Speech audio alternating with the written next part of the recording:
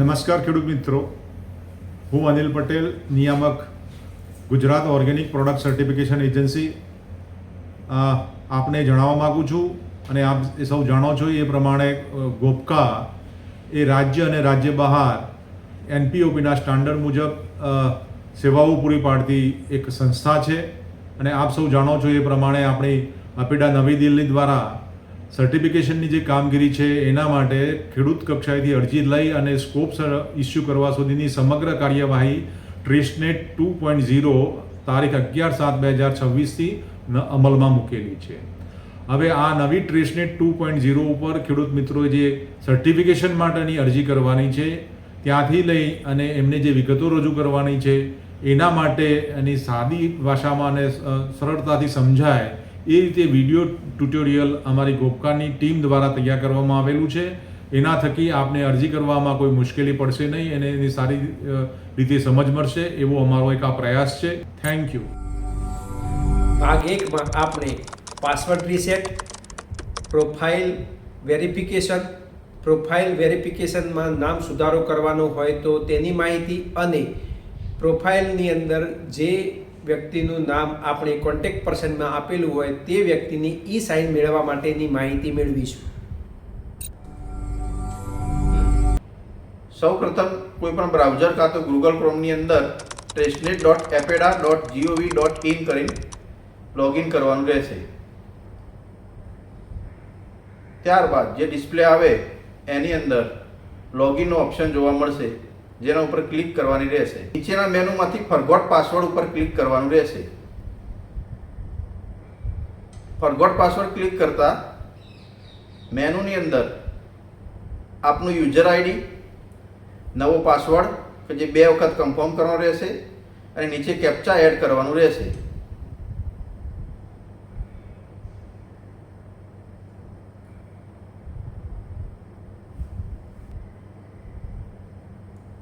Captcha add કર્યા બાદ આપના રજિસ્ટર્ડ મોબાઈલ નંબર અને ઈમેલ એડ્રેસ ઉપર એક ઓટીપી જનરેટ થશે.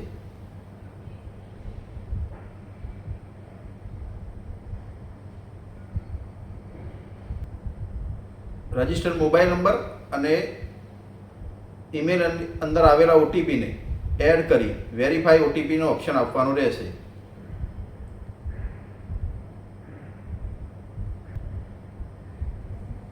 વેરીફાઈ ઓટીપી આપ્યા પછી આપનો પાસવર્ડ રીસેટ થઈ જશે અને ફરીથી લોગિન કરવાનું રહેશે.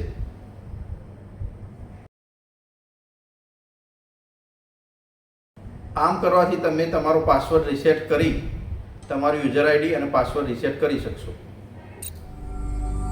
જ્યારે લોગિન કરશું ત્યારે જમણી બાજુએ આપને આપનું નામ અને આપની ડિટેલ જોવા મળશે, જેના ઉપર રાઈટ ક્લિક કરતા આપને આપના પ્રોફાઇલ ઓપ્શનમાં જે ડિટેલ જોવા મળે તેનો ખાસ કરીને અભ્યાસ કરી લેવો, જેમાં ઓપરેટર્સનું નામ, email ID, Aadhaar number, PAN number, address detail જેવી વિગતો જોવા મળશે. વિગતોને ચકાસ્યા બાદ નીચે આપને કોન્ટેક્ટ પર્સનની ડિટેલ જોવા મળશે, જેના contact પર્સનમાં email ID, Aadhaar number, mobile number, gender અને આપના સ્કોપ સર્ટિફિકેટની વેલિડિટી તારીખ જોવા મળશે. જેની અંદર કોઈપણ પ્રકારની વિસંગતતા હોય અથવા તો આપના કોન્ટેક્ટ પર્સન તરીકે કોઈ વ્યક્તિનું નામ સુધારવા માંગતા હોય તો આપે નીચે લિંકમાં આપેલા ઓથોરાઇઝેશન લેટર અને કન્સર્ન લેટર ખાસ ભરીને અત્રેની કચેરીએ મોકલી આપવા, જેથી આપના કોન્ટેક્ટ પર્સનની ડિટેલ સુધરશે. કોન્ટેક્ટ પર્સનની ડિટેલ સુધાર્યા બાદ જ આપ ઈ-સાઇન મેળવવાની કામગીરી કરી શકશો, જેની ખાસ નોંધ લેવી.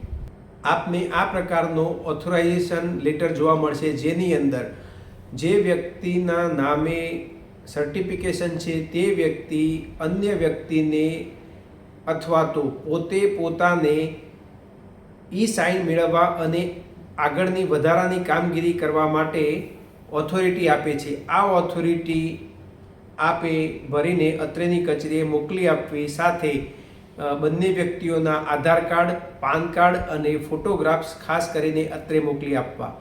આ કેસ બંને ICS અને વ્યક્તિગત ખેડૂતોના કિસ્સામાં પણ લાગુ પડશે, જેની ખાસ નોંધ લેવી. હવે ટ્રેસનેટ 2.0 આવ્યા બાદ આપે લોગિન ફોરગોટ પાસવર્ડ કરી અને લોગિન કરવાની રીત વિશે જાણી લીધું. હવે લોગિન થયા બાદ સર્વપ્રથમ સાઇન લેવાની કાર્યવાહી કરવાની થાય છે. એ માટે રજિસ્ટર વિથ મુદ્રા ઉપર ક્લિક કરી અને રજિસ્ટર વિથ મુદ્રાના ઓપ્શન પર ક્લિક કરતાં આપને બ્લુ કલરની એક લિંક જોવા મળશે.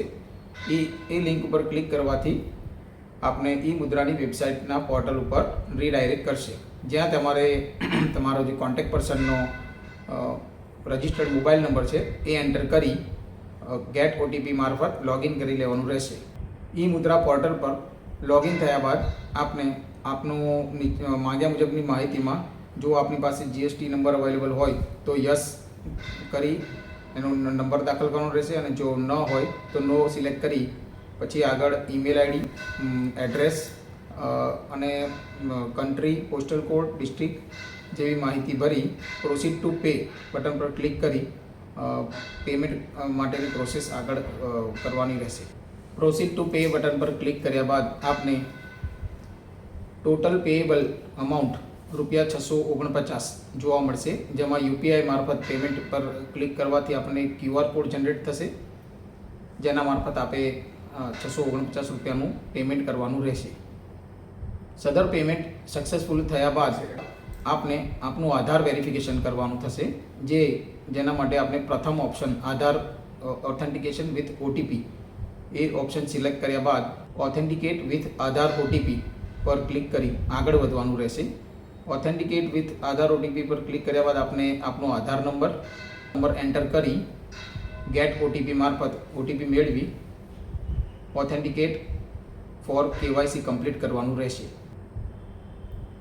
આધાર ઓથેન્ટિફિકેશન સક્સેસફુલ થયા બાદ આપને સ્ક્રીનમાં દેખાયા મુજબ ઈમેલ ID અને પાન નંબર એન્ટર કરવાનો રહેશે, અને પાન મુજબ નામ અને પાન મુજબ ડેટ ઓફ બર્થ એન્ટર કરી સબમિટ પર ક્લિક કરવાનું રહેશે. ટ્રેસનેટમાં આપના દ્વારા આપવામાં આવેલ કોન્ટેક્ટ ડિટેલ્સમાં જે ઈમેલ IDનો ઉપયોગ કર્યો હોય એ જ ઈમેલ IDનો ઉપયોગ અહીં કરવાનો રહેશે. સદર ડિટેલ એન્ટર કર્યા બાદ આપને યુઝર ક્રેડેન્શિયલ્સ જનરેટ કરવા માટેનું મેનુ ઓપ્શન ખુલશે, જેમાં આપને યોગ્ય લાગે અને યાદ રહે એવું એક યુઝર નેમ બનાવવાનું રહેશે તથા 6 આંકડાનો પિન જનરેટ કરવાનો રહેશે. જાતે જ તમારે એ રીતનો પિન 6 આંકડાનો બનાવવો કે જે તમારે સાઇન કરતી વખતે એનો ઉપયોગ થશે. માટે યુઝર ક્રેડેન્શિયલ્સમાં તમારું યુઝર નામ બનાવવું, 6 આંકડાનો પિન બનાવવું અને જે ઈમેલ IDનો ઉપયોગ કર્યો છે એ ઈમેલ ID એન્ટર કરી ઈમેલ IDમાં ગેટ OTP મારફત ઈમેલ ID પણ વેરીફાઈ કરવાનું રહેશે. આપને સ્ટાર્ટ રેકોર્ડિંગ વિડીયો KYC માટે એક લિંક ખુલશે, જેમાં આપણે સ્ટાર્ટ રેકોર્ડિંગ પર ક્લિક કરી વિડીયો KYC માટે વિડીયો રેકોર્ડ કરવાની થશે.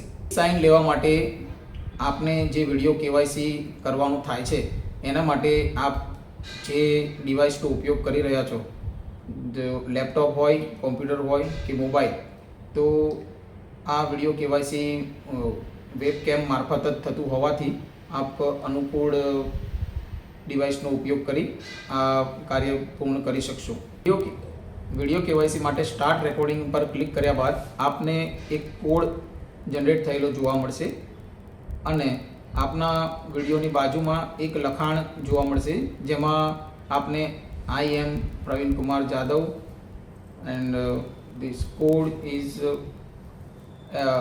applied for KYC with eMudra and 224 is the code for this video. આ રીતનું જે લખાણ આવે છે એ લખાણ વાંચી તમારે ઓરિજિનલ પાન કાર્ડ અને આધાર કાર્ડ એ વિડીયોમાં શો કરવાનું રહેશે, અને ત્યારબાદ રેકોર્ડિંગ સ્ટોપ કરવાનું રહેશે. બરાબર રેકોર્ડ થઈ છે કે નહીં તેના પ્રિવ્યૂ જોયા બાદ આ વિડીયો સબમિટ કરવાની રહેશે. જો વિડીયોમાં આપને બ્લર કે પછી કોઈ વ્યવસ્થિત રેકોર્ડિંગ થયું ના હોય એવું જણાય તો રેકોર્ડ અગેન પર ક્લિક કરી ફરીથી વિડીયો KYCના કોડ સાથે જે લખાણ છે એ વાંચી અને વિડીયો કેવાયસી પૂર્ણ કરી પ્રિવ્યૂ જોઈ અને વિડીયો કેવાયસી સબમિટ કરવાનું રહેશે. સબમિટ કર્યા બાદ આપને ઈ મુદ્રા પોર્ટલ પર જે સ્ટેપ કેટલા પૂરા થયા છે એની માહિતી દર્શાવતું કમ્પ્લીટેડ દર્શાવતું એક લિસ્ટ જોવા મળશે, જેમાં આપનો વિડીયો કેવાયસી એપ્રુવલ માટે પેન્ડિંગ છે એવું જોવા મળશે. જે આપને 5 થી 10 મિનિટની રાહ જોયા બાદ ફરીથી પાછું રિફ્રેશ કરશો તો એપ્લિકન્ટ ઈ સાઇન જ્યાં અવેઇટિંગ ઓપ્શન છે ત્યાં વેરીફાઈનો ઓપ્શન ન આવે ત્યાં સુધી રાહ જોવાની રહેશે. 10 મિનિટની રાહ જોયા બાદ એપ્રુવલ એન્ડ ડાઉનલોડ સેક્શનમાં ઈ મુદ્રા એપ્રુવલ ઓફ એપ્લિકેશન કમ્પ્લીટ જોવા મળશે અને એપ્લિકન્ટ ઈ સાઇનની બાજુમાં વેરીફાઈનો ઓપ્શન દેખાશે, જેના પર ક્લિક કરતાં આપને એક સબસ્ક્રાઈબર એગ્રીમેન્ટ છે, જે એગ્રીમેન્ટ ઉપર I hereby confirm that I have read and agree the terms and condition એના પર ક્લિક કરી agree and e sign button પર ક્લિક કરવાનું રહેશે.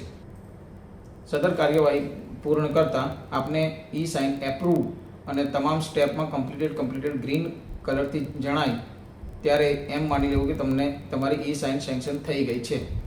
હવે ફરીથી આપને આપનું ટ્રેસનેટનું લોગિન કરી રજિસ્ટર્ડ વિથ ઈ મુદ્રા ઓપ્શનમાં જઈ અને એના ઉપર ક્લિક કરતાં your E sine is completed એવો ઓપ્શન એવું રિમાર્ક જોવા મળે ત્યારે માની લેવું કે તમારી ઈ સાઇન હવે એપ્રુવ થઈ ગઈ છે અને એ ટ્રેસનેટ સાથે લિંક થઈ ગઈ છે.